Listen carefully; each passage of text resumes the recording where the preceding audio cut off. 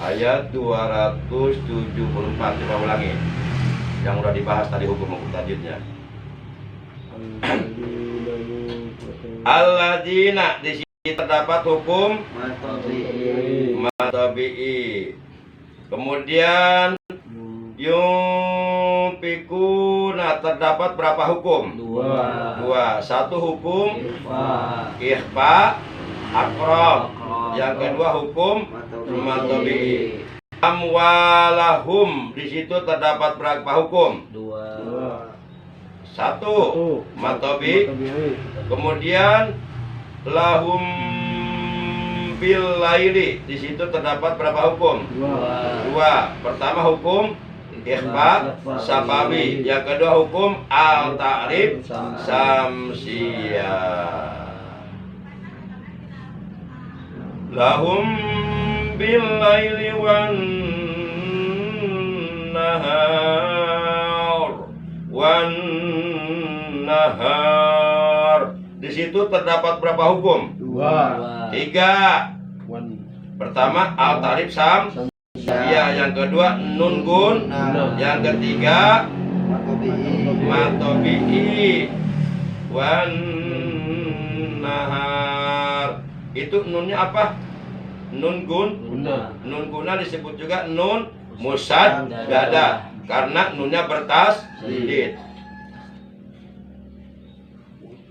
Kenapa ini dinamakan nun guna?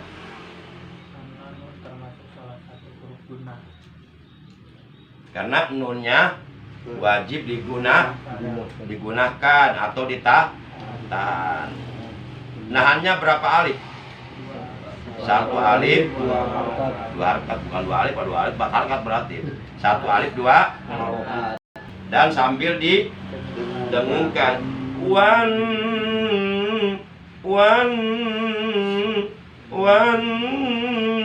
tak, wan.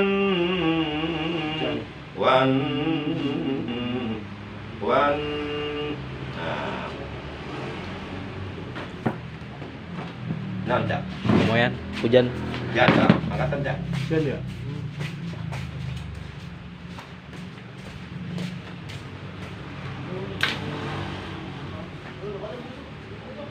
Ada berapa huruf yang ketika hurufnya bertasdid mesti digunakan? Dua. Satu huruf nun. Dua huruf mim. Berarti ada nun guna, ada mim guna. Nun guna berarti nunnya wajib digunakan, ditahan membacanya. Satu alif, dua harakat sambil didengungkan. Contoh di sini wan.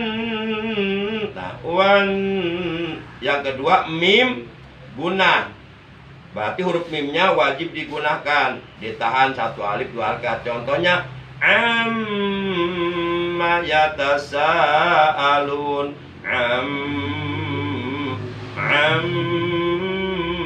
Nah, jadi ada nun guna, ada mim guna. Nun guna bisa disebut juga nun musaddada karena nunnya bertasdid. Mim guna bisa disebut juga mim musaddada karena mimnya bertasdid. Jadi ada dua huruf yang bertasdid yang mesti digunakan, yaitu satu huruf nun, yang kedua huruf mim. Bagaimana kaidahnya? Wagun miman sumanunan sudida. Terus wasami kulla harfa gunatin bada. Wagun miman sumanunan sudida. Wasami kulan harfa gunatin bada. Wagun miman summa nunan sudida. Wasami kulan harfa gunatin bada. Wasami kulan harfa gunatin bada. Nah, itu kaidahnya ada di dalam kitab Tufatul Atfal. Kalau diartikan begini, wagun, dan gunakanlah olehmu tuh, dan tahanlah olehmu. miman terhadap huruf mim. Summa nunan kemudian terhadap huruf Jadi gunakanlah olehmu huruf mim dan huruf nun. Sudida yang ditasdidkan itu mim dan nun. Maksudnya apabila ada mim bertasdid, nun bertasdid, maka wajib digunakan. Mimnya namanya mim guna atau mim musad dada. Nunnya namanya nun guna atau nun musad dada. Gitu kata kaidah. Wa gun miman summa nunan sudida. Wasami dan berilah nama olehmu kulan tiap-tiap dari yang dua tadi. Harfa gunatin dengan nama huruf guna pada selamanya.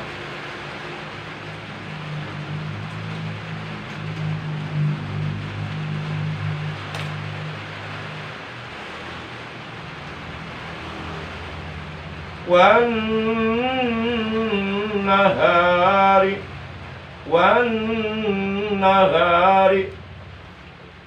Sebenarnya tadi bukan ada 3 hukum, ada 4 hukum. 1 hukum al-ta'rif samsiyah, yang kedua hukum nun gun atau nun musaddada, yang ketiga hukum mad tabi'i, yang keempat masih ada ro tarkik. Kenapa itu rohnya disebut ro tarkik? Karena rohnya berbaris kasroh. Dalam ilmu tajdid hukum ro ada berapa? 3. Ada 3. 1 ro tarkik, ro yang mesti dibaca tipis. Cirinya 1 rohnya berbaris kasroh, 2 rohnya berbaris sukun. Sebelumnya ada huruf berbaris kasroh. Masih ada enggak? 3 rohnya berbaris sukun dan menghadapi salah satu huruf istilah, itu juga boleh dibaca tarkik. Yang kedua hukum ro takhim,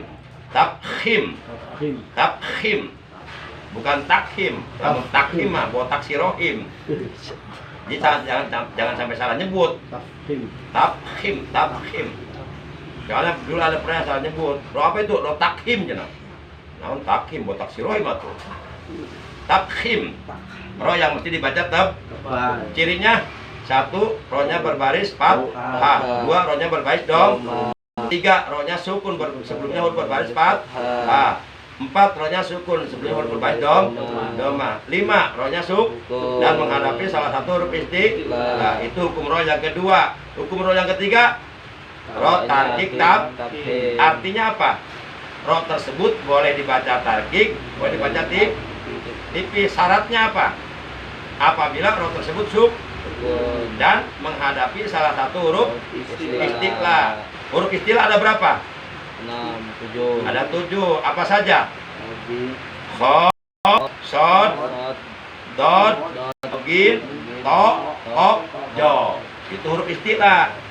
Huruf istilah yang 7 dikumpulkan dalam kalimat uso, dog, tin, kil. Insya Allah ilmu tajwid mengerti bahasa kepala. Insya Allah. Apal huruf-hurufnya gini. Dan aku 4 tahun belajar tajwid benar.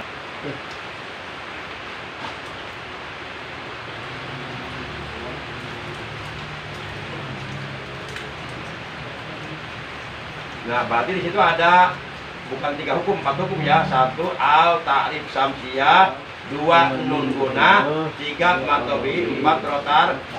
Wan nahari sirran wa alaniyah. Sirran wa alaniyah. Ada berapa hukum tuh? 2. Ayo, coba dihitung ada berapa hukum? Sirran wa alaniyah. 1, kemudian 2, kemudian 3. Berarti ada 3 hukum. Pertama hukum ro takhim, karena rohnya berbaris patah walaupun patahnya patah tak. Yang kedua idgham bigun atau disebut juga idgham nakis atau disebut juga idgham ma'al gunnah. Yang ketiga hukum matobi'i, lahnya itu.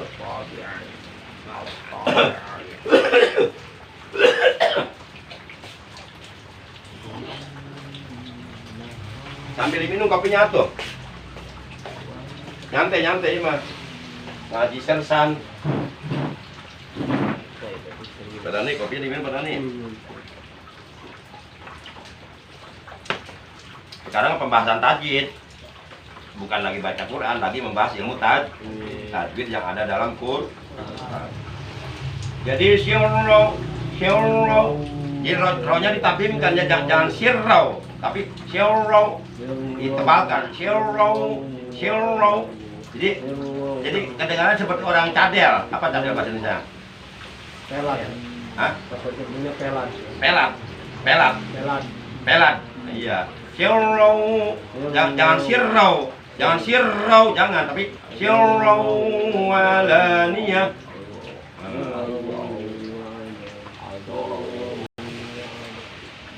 Baik. Itu rohnya roh tafkhim karena rohnya berbaris fathah. Kemudian di situ ada tanwin bertemu wau idgham biguna atau idgham nakis atau idgham ma'al guna. Kenapa itu dihukumi idgham biguna atau idgham nakis atau idgham ma'al guna? Tadi kita wau. Karena tanwin bertemu wau. Kenapa tanwin bertemu wau dihukumi idgham biguna atau idgham nakis atau idgham ma'al guna? Karena wau termasuk salah satu dari huruf idgham bigun. Ada berapa huruf idgham biguna? Ada itu ya, nun, mim, wau dikumpulkan dalam kalimat yang bagaimana kaidahnya? Wasani salah. Wasani idghamun bisitatin atat biyal maluna indahum qad sabatat lakinna kismani kismun yudghama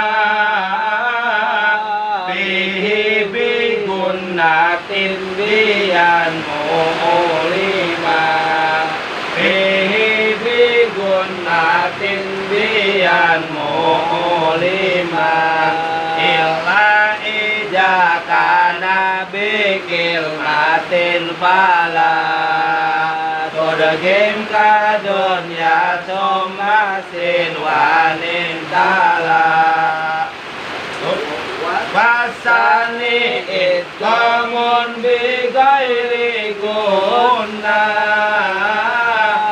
bilami warra'i summa karirona bilami warra'i summa karirona. Jadi kita harus hafal kaidah-kaidahnya. Jangan paham saja, tapi kaidah juga harus hafal. Kalau ibarat ceramah mah kita menerangkan sholat, hafal dalil tentang sholat, begitu ibaratnya. Kita membahas tentang idgham biguna, hafal kaidahnya tentang idgham biguna, begitu. Hafal dalilnya lah.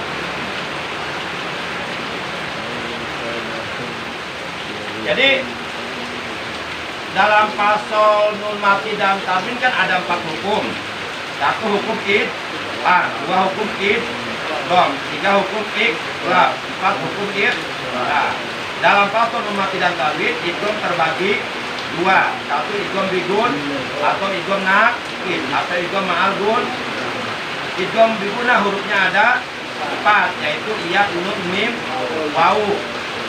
Berarti apabila ada nun mati atau tanwin bertemu dengan salah satu huruf biguna yang 4, baik bertemu dengan ya, atau bertemu dengan nun, atau bertemu dengan mim, atau bertemu dengan wau, maka itu dapat dipastikan hurufnya idgham bigun. Nah, huruf nun matinya tanwinnya wajib diidghamkan, dimasukkan ke dalam huruf idgham biguna yang ada di depan. Nah, dan wajib didengung kecuali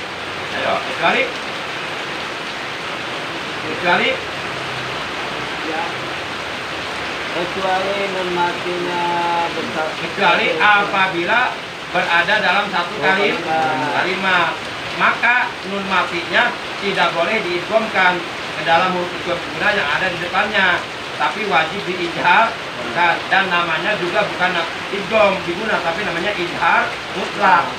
Contohnya dunya itu nun mati bertemu dan ya itu huruf idgham bigun, ya nun mim wau kan Ya. Tapi boleh nggak dibaca duya? Boleh nggak?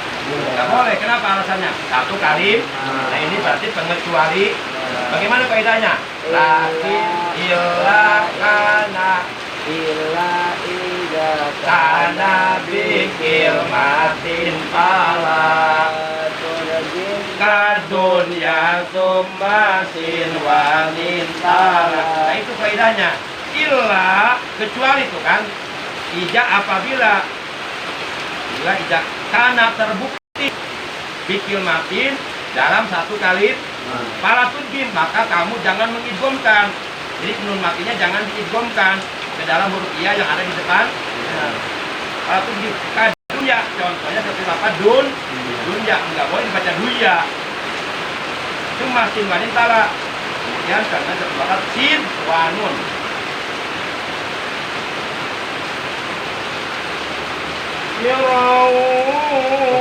Alaniyatan wa alaniyatan.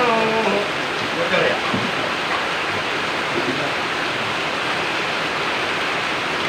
Pada bocor jadi gimana lagi? Wa alaniyatan falahum ajruhum. Wa alaniyatan falahum ajruhum. Ada berapa hukum? Satu, ada hukum ihfa akrab, tanwin bertemu fa. Yang kedua ada hukum ijhar safau, mim sukun bertemu al, alif atau hamzah. Yang ketiga ada hukum qalqalah sub, yaitu huruf jim yang bersukun. Ajruhum inda rabbihim, berapa hukum? Satu, hukum ajuruhum, satu hukum rotab. Ajuruh itu tapi hurufnya. Ajuruh, satu hukum rotab. Yang kedua hukum ijhar sakawi min sukun bertemu ain. Yang kedua hukum ifa ausat nun mati bertemu dal. Kemudian selanjutnya ada hukum rotab. Rabbihim wala khaufun. Berapa hukum? Satu hukum ijhar safau mim sukun bertemu wa. Kemudian hukum matobi la, ada alif mati sebelumnya huruf berbaris pas. Khaufun, di situ ada hukum enggak? Ya. Hukum apa? Khaufun. Khaufun. Ada hukum enggak? Ada. Hukum apa? Madlin. Amin. Bukan. Kenapa itu enggak boleh disebut madlin? Karena berada di tengah kalimat. Jadi waw sukun sebelumnya huruf berbaris fathah atau iya sukun sebelumnya huruf berbaris fathah itu bisa disebut madlin kalau dengan syarat kalau ada di ujung kalimat atau di akhir ayat. Tapi ini juga bisa jadi madlin kalau kita bacanya diwakofkan wala khauf. Nah, jadi madlin. Tapi kalau diwasolkan wala khaufun alaihim, enggak ada madlin. Kan madlin hurufnya ada dua. Satu iya, dua waw. Baik iya maupun waw, dua-duanya sukun dan huruf keduanya berbaris fathah. Itu bisa disebut madlin apabila satu membacanya diwakofkan, dua berada di ujung kalimat atau ujung ayat. Wala khaufun hukum apa? Ijhar. Wala khaufun hukum apa? Ijhar halqi. Ya ijhar halqi. Kenapa disebut ijhar halqi? Berkah itu, Pak. Ayo hujan langsung. Tapi lewat ini dulu. Lewat genteng dulu. Awal tahun. Tanwin bertemu ain. Kenapa tanwin bertemu ain dihukumi ijhar halqi? Karena ain penyebab kalau ijhar halqi. Ada berapa huruf ijhar halqi? 6. Hamzah ain ha bin ha.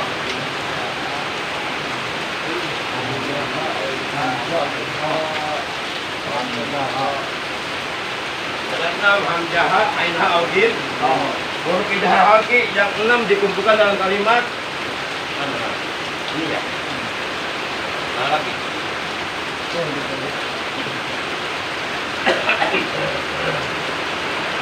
halaki yang 6 dipukul dalam kalimat akhiha ka ilman aja ghairu qadir.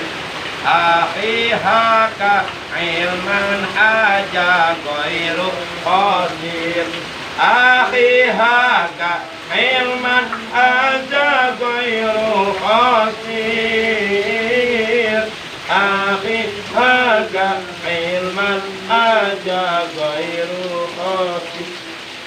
Jadi huruf halak ada berapa? 6. Kenapa itu yang 6 huruf yaitu hamzah, ain, ha, au, ha disebut huruf halak? Karena berada di tenggorokan. Karena huruf-huruf tersebut keluarnya dari tenggorokan. Dalam ilmu tajwid terkait dengan huruf halak yang 6 itu dibagi berapa? 3. 1 adnal halki artinya Pangkal tenggorokan. pangkal tenggorokan. Hurufnya yang keluar dari adnal halki berapa? 2. Hamzah dan ha besar. Jadi sini nih. A, pangkal tenggorokan adnal halki. Tenggorokan bagian bawah. A. Yang kedua, wastul halki artinya tenggorokan bagian tengah. Huruf yang keluarnya berapa? 2 yaitu ain dan ha kecil. Di sini berarti a, ha, a, ha, a, ha, a, ha, a, ha, a, ha. Sisanya berapa? 2 yaitu ogin dan ho. Itu berada di aklal halki atau aksol halki artinya aklal halki artinya tenggorokan bagian kalau aksol halki artinya ujung tenggorokan. Nah, ada 2 di sini nih. Gairil, mag, gairil, mag, sama kolak, akhlak.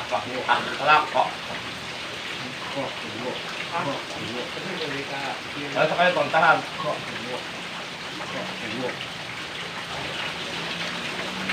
Tuntaskan sedikit lagi.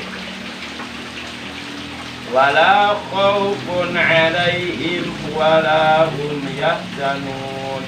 'Alaihim di situ ada hukum enggak? Ada. Hukum apa? Tidak tertahu. Kan wawunya enggak dibaca sama saya. Saya baca 'alaihim doang. Tidak ada gitu. Enggak ada. Itu ya mati punya patah. Bukan Kenapa? karena di tengah Karena di tengah kalimat dan enggak diwakafkan. Emang bisa diwakafkan yang 'alaihim? Alaih. Berarti itu korupsi huruf nantinya. Jadi korupsi huruf ada 2 huruf dan korupsi yaitu ha dan mim nantinya. Alaihim wala hum yahzanun. Ada berapa hukum? 1 hukum idhar nafawi, mim sukun bertemu wa, 2 hukum nafawi. Yang ketiga hukum idhar nafawi, mim sukun bertemu i, dan yang terakhir hukum mad arid lis. Kenapa itu yahzanun nun dihukumi mad arid lis sukun? Karena setelah huruf matobi ada huruf yang diwakafkan. Karena setelah huruf matobi ada huruf yang diwakafkan. Huruf matobinya mana? Nun. Al-wawu sakinatu al-makmumu maqablaha. Wawu sukun sebelumnya huruf berbaris dom. Itu matobinya. Kemudian ada huruf yang diwakafkannya mana? Nun. Itu huruf yang diwakafkan. Huruf yang diberhentikan atau dimatikan. Mad ali sukun menurut ilmu tajwid atau menurut keterangan dalam kitab Bidatul Mustafid yang sudah dikaji oleh kita, itu panjangnya boleh berapa tingkah, boleh berapa wajah? 3 tingkah. 3. 1 boleh dibaca 1 alif 2 harokat. Nah, ketika dibaca mad alif sukun, ketika dibaca 1 alif 2 harokat, bacaannya disebut bacaan Kosor. Yang kedua boleh dibaca 2 alif 4 harokat. 2 alif 4 harokat. Nah, ketika mad alif disukun dibaca 2 alif 4 harokat, bacaannya disebut bacaan tawasud. Artinya pertengah, pendek enggak, panjang enggak. Kemudian yang ketiga boleh dibaca Tul. 3 alif 6 harokat. Ketika mad alif disukun dibaca panjang 3 alif 6 harokat, bacaannya disebut bacaan tul. Jadi ada bacaan kosor, Ada bacaan tawasud, ada bacaan tul. Tiga-tiganya boleh. Bagi mereka yang napasnya pendek, ambil bacaan kosor 1 alif 2 harf. Bagi mereka yang napasnya panjang, ambil bacaan yang terbaik, yaitu bacaan tul 3 alif 6 harkat. Bagi mereka napasnya pendek enggak, panjang enggak, sedang, ambil bacaan tawasud. Jadi boleh dibaca. Itu apa? Ayat apa? Ayat apa? Ayat apa? Nah, jadi boleh dibaca. Walahum yahjanun. Boleh. Itu kosor. Atau boleh dibaca walahum yahjanun. Boleh. Itu tawas. Atau boleh dibaca walahum yahjanun.